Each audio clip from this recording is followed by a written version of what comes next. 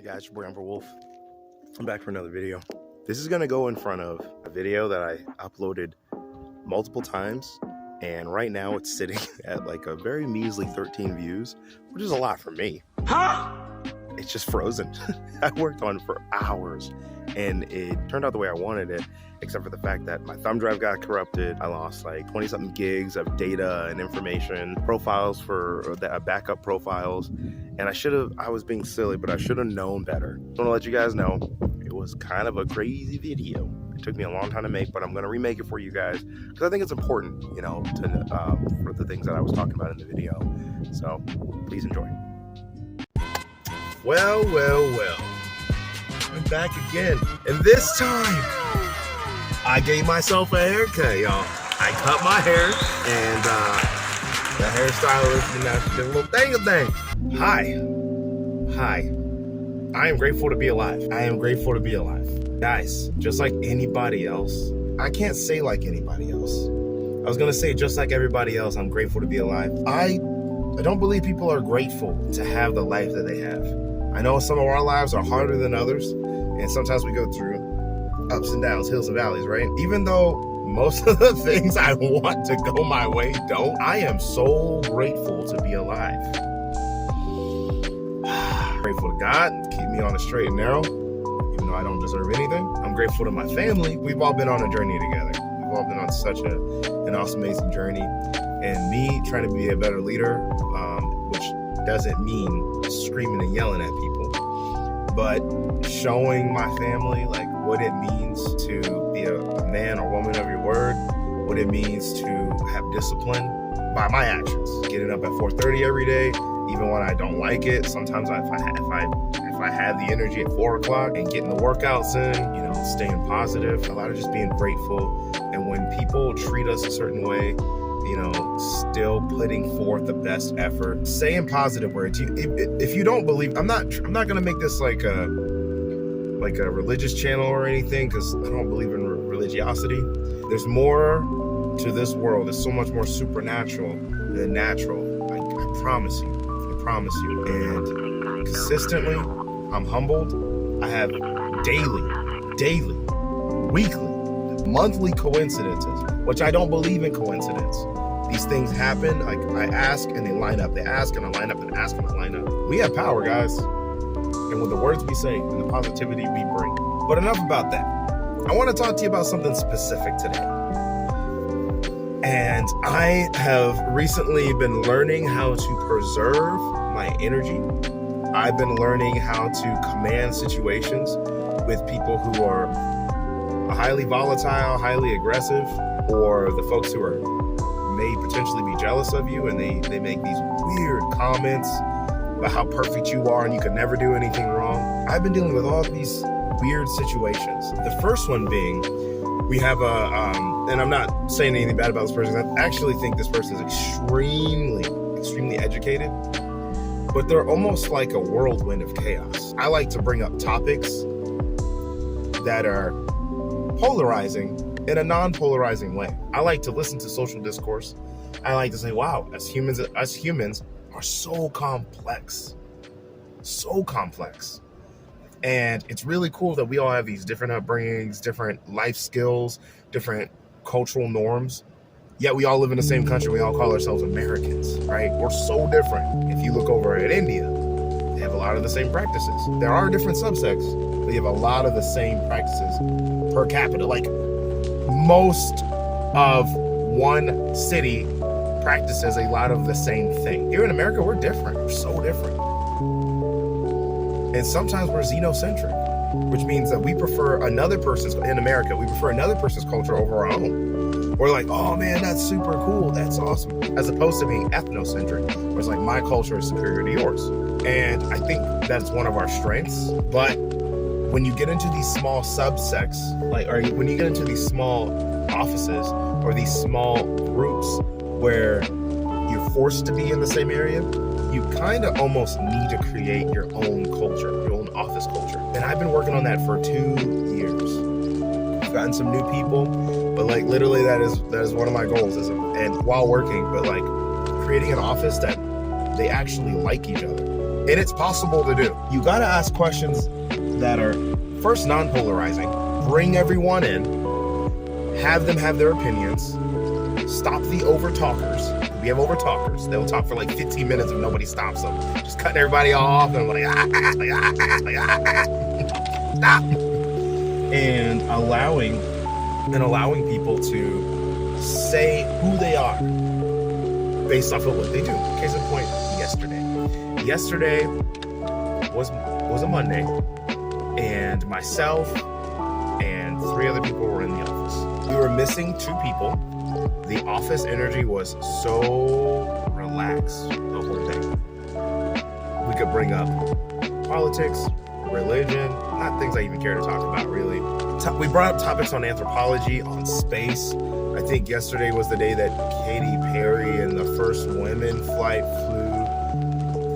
flew to space for a few minutes and came back down. I'm still confused at why that's happening. And it got really quiet, and a guy came in. And I believe the gentleman may be on a spectrum. And I'm always so nice to him. He was a sweet, sweet, sweet man. And if you've seen his mannerisms and have you been around people who are on the spectrum, or grown up with them or taught them, then you can kind of see it, right? These people say what's on their mind. They're very particular. They can't it's hard for them to get off topic. It's like, no, you told me to do this. This is what I'm doing right here. He sent me like 3 emails, man. This guy's a sweetheart. I was out Friday. He sent me like 3 emails. He wanted to make sure I got them, even though I had already responded to him. It was so sweet. Comes in and I'm very calm with him. And I'm like, hey, how's it going? And he's like, oh, it's going great. And, I was like, oh, great, man. Got your emails, blah, blah, blah. Went about his day, right? And I was like, I appreciate you. Have a great day. One of the guys I work with, who retired at a very high position in the military, he doesn't like that people come in and talk to me. He once told me, I was very glad you were gone for a week because finally people were talking to me. And I was like, man, I don't think he meant it the way it came out, but it was very selfish. And yesterday he was like, he's like, not to be sarcastic, but kind of being sarcastic. That's what he said. Not to be sarcastic, but kind of being sarcastic. How do we get a nice, calm, soothing voice like you where people want to talk to us and you're flowing? And he was doing all these hand motions. I was like, oh my gosh. There was a lot of passive aggressiveness, right? The other guys in the office rolled their eyes and like, all right, man, knock it off. And what I did was, instead of engaging at I knew what he was doing. It was very annoying. I'm like, man, why do you got to be like this? This is who I am. If you want to be different, then change yourself. If not, be grateful for the person that you are. You can be kinder. You don't have to be fake to people. You can be real to people. You can actually care about what people are doing, not just what they can do for you or how they see you. I think that's the problem. They see him a certain way. And generally people call and they want to talk to me. I'm very professional on the phone, and I'm very professional when I talk to people. I'm very kind and I smile and I care how their days go, which consumes energy. But guess what? I'm a human. I don't care what you look like. I don't care what you believe in. We're all humans, y'all. So he starts doing this weird Glaze Factory thing. What? And I was like, yo, I was like, okay. I was like, I don't feel like I'm any more kind or any more flowy or whatever weird stuff you're saying than the average bear. I'm just here. I'm just me. I'm just who I am. I was like, hey, but if there's something you want to change, hey, I encourage you to do it. Life is short, man. You should do that. And of course I could have said anything, but I was like, no, I'm just going to turn it back on him and move on. Mind you, the energy stealer, though, was not there yesterday. And it was a nice, calm, my brain didn't hurt. It was quiet. We just had a nice day. Minus a little bit of that weird stuff with the guy behind me, but it was fine. But the point of the matter is, you got to learn how to go with the punches. Don't allow yourself to get so emotional.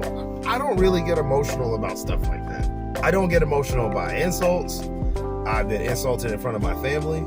And I've taken the high road, turned around, and walked away. I might have had a word or two, but nothing, no profanity, nothing like that. Not anything that's gonna blow up the situation, right? And because I have my family with me, I am the size that I am, and I'm the color that I am, and I know public perception. I know how it is. This lady was screaming at me, and I decided just to move on. I was like, all right, have a nice night. And I moved on. I didn't give her anything. This conversation became racial. She was yelling at me, oh, you black people, that. I was like, cool. Bye, see you later. I guess what I wanted to get from that situation was the best thing to do, what I do, not the best thing to do. What I do is I generally try to utilize my intellect and not fully engage. I don't get emotionally invested when people are trying to do the passive aggressive bully tactics. I don't play that game. I don't care. I'm going home with my family. And even if it was just me by myself, I just don't care. Life is too short to waste energy on people who are fake, who are trying to put you down passive aggressively. Backbiting comments, or like, I think that's what they're called, like backbiting comments. All right, so then today, the other guy shows up. Energy vampire. I am what's known as a psychic vampire or energy vampire. Energy vampires drain people's energy merely by talking to them. He's like, "Arr!" And he comes in, and we're having a conversation before he gets in, and he just instantly jumps in and says some off-the-wall stuff. And I'm trying to get too in-depth in it because I don't want to put their business out there specifically in case they watch the video, but it was more like they just decided to go ahead, jump in, monopolize the conversation, and make it about them, but about something they know. So it's never like the conversation we're having. It's always, we're talking about something specific and like, hey, how do you think society would function? Oh, the question was, do you think the US will ever get to a place where we don't need such a strong police presence? And his thing was, you can't, because everyone's racist, everyone's this. I'm like, oh Lord. But this guy was really stuck on the simple fact that it can't happen because we're inherently racist as people. I was like, wow, that's okay. And I was like, man, that's crazy. I think of Japan when I think of this, right? I turned the conversation around because it started getting racial, and that's not what I need in the office. I don't need people going back and forth. We got all shapes and sizes and colors in our office. We don't need any of that nonsense. We don't play that game around here. There's so many more facets to a human being than focusing on race, because race ain't real anyways. It's all culture. It's all culture. And we got to pull away from beating each other down based off race. And this is every color. It's not just one or the other or this one or that one. No. And these guys, they will steal your energy. So what I do is I just put the question back on them. I was like, oh, I didn't know that. I had a guy describing Black Friday to me. Black Friday. He's like, so, you're a young guy. And I'm like, okay, I'm like 5 years from 40, but okay. You're a young guy and, yeah, you probably don't know what Black Friday is, but let me explain to you. Help! Help! Help me! And the other guys looked at me like, oh my gosh, he's really talking to me like that. I was like, yeah, explain to me. Why would I waste energy arguing? I know what Black Friday is, man. Do you know where I'm from? But bro, no, don't care. Don't explain it to me. I'm from Dusseldorf. What are you talking about? I also had somebody explain to me what Black Sabbath was. You serious? And I was so stupid. Yo, I'm kind of a troll too, because it's a way for me to like protect my energy. And we were talking about something different, and the guy jumps in. He's like, that's where the original Black Sabbath is from, right? Okay, Black Sabbath? He's like, yeah, the band. And I was like, oh, okay. I just thought Black Sabbath was when like a bunch of black people got to rest. And I was just joking, okay? Chill, everybody. Okay, don't be typing in the comments about race stuff. And they all laughed. Everybody was laughing in the office. We were cracking up. We have, like I said, all colors in the office, and everybody was laughing. But I know Black Sabbath. I know the band Black Sabbath. I know about them. Okay? But it's like people they need to feel smart and intelligent and talk down to you. There are times when I do not tolerate it, but most of the time I'm like, okay. And I'll make a joke and we'll move on. That's the best way to disarm people, guys. Or, like I told my son the other day when he was dealing with some people who used to be friends of ours, literally, just turn around, stop talking, and move on. So, quite a few videos ago, because we're in April, I shared with you guys a situation that happened with our friends who we've been on cruises with. They have kids, we got kids. We watched their kids, they watched our kids. Then how the husband approached me because their son went into the girls' bathroom he didn't talk to his parents or anything. He just saw the boys' bathroom was closed right there. And he's like, man, forget this, I'm going in. I think he's like 11 or 12. And our daughter was in there. And my wife was standing there, and she was like, basically the wife was scared to say anything to my daughter or even apologize, because my daughter was like, hey, that's a little weird, right? He didn't go with the mom just let him go in. My daughter was like, yeah, it made me uncomfortable. They ran out.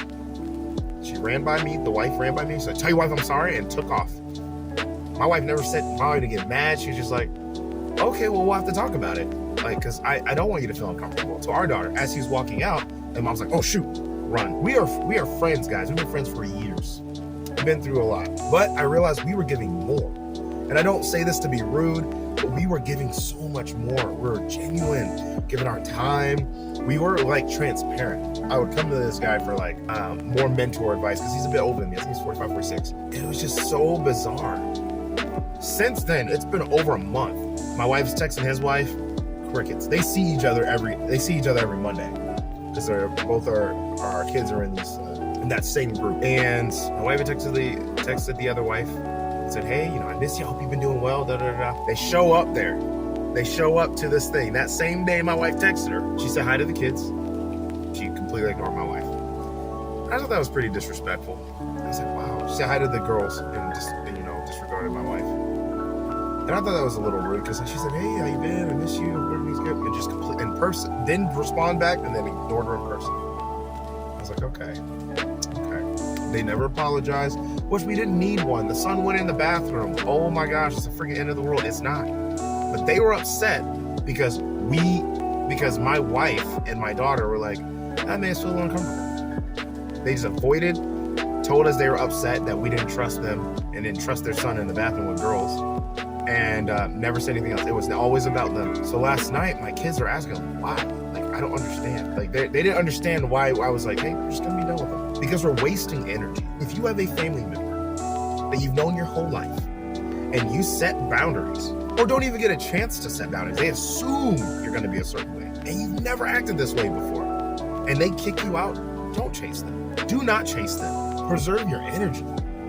Why would you want to? I think in the Bible it says, throw your pearls to swine. And I'm not calling them swine. I'm using an analogy, right? Why would you throw away something that you're losing, right? And it's so hard to maintain in this day and age. Why would you throw that out for people who could not give two craps about you? My son tried to hug their boys last night when this whole thing was going on. And they're like, oh, okay.